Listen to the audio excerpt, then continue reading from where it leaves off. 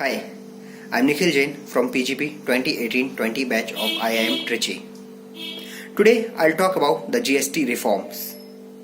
First of all, whenever we come across the word tax, it means a compulsion.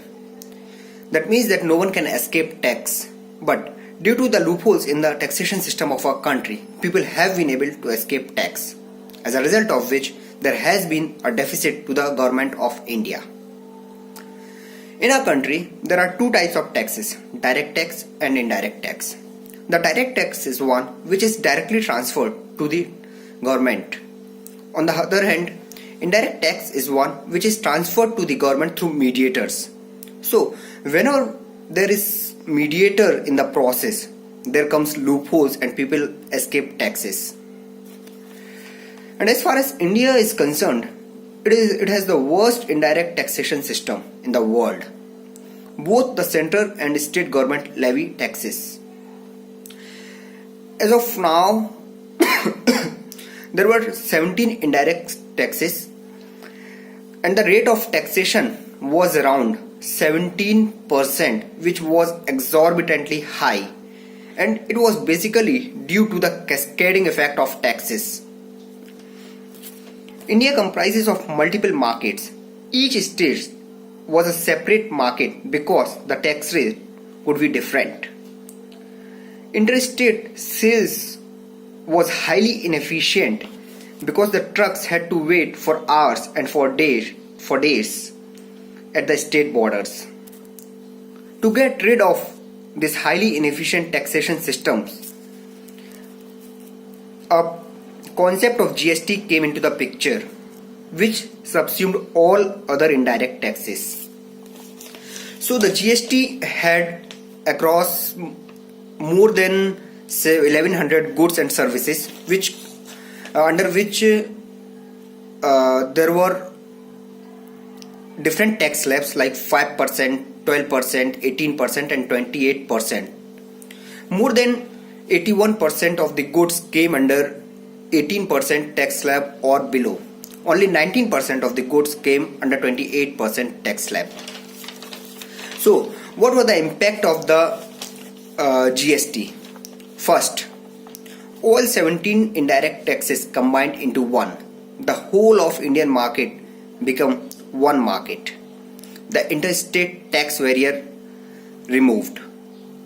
Entry into the cities became open with abolition of entry taxes. The entertainment tax, which was between 35% to as high as 110%, was now reduced to 28%. Multiple tax slabs were formed to ensure that no commodity faces extra high tax charges. This also contained the inflation. For the first 5 years, all the state governments were guaranteed to get compensation for the losses they incur due to the implementation of GST. So these were the implications or the impacts of GST. Now, what were the net effect of implementing GST in our economy? As of now, what the effects we have faced are ease of trade, lowering rate of taxes, for example the entertainment tax which I discussed earlier. Now on an average it was around 31% or maybe higher even than high 31% also, but now it was standardized to 28% across the nation.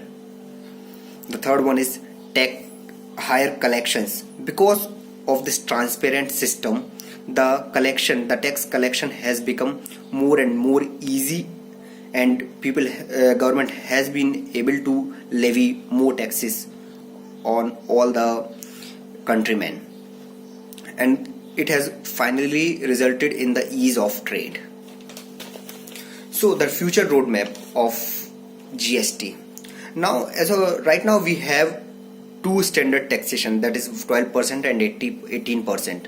So in the future we will try to reduce it to one standard tax rate, which will take a substantial amount of time when the government will be able to collect more taxes.